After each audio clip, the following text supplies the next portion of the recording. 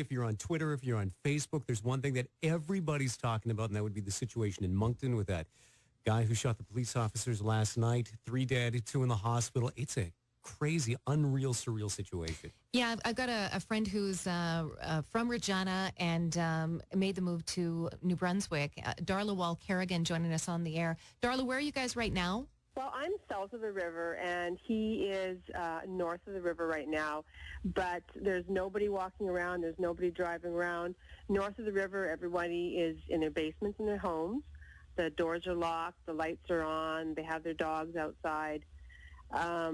He could be anywhere, and it's a city with a lot of forest within the city, so he definitely could be hiding out, and I think he was prepared, so he quite possibly had different things in different places to assist in his escape. Obviously, everyone in Moncton is fearful, but what was it like last night getting the news that RCMP officers were shot? I mean, that must have been shocking and scary in itself. It was terrifying, particularly because the first people that we knew upon arriving here were 2 former RCMP members from Regina, Patrick and Lynn Tardif. Oh. And I immediately went to think of them, and they're fine.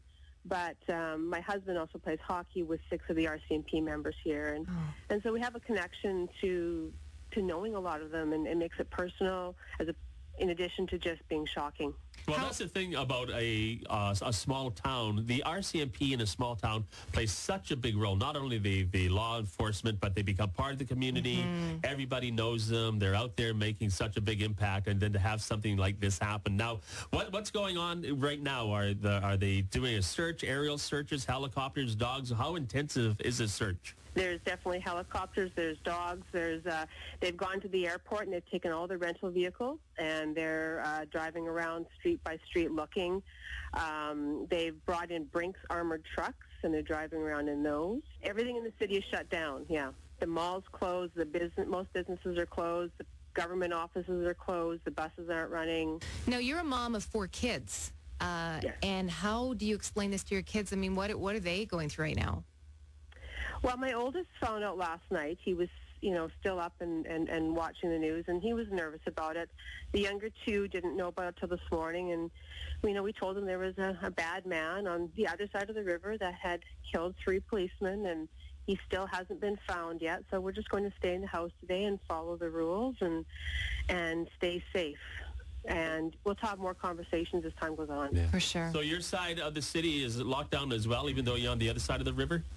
It's not locked down, but they're encouraging all residents just to stay at home. Most of the bridges crossing the river are closed.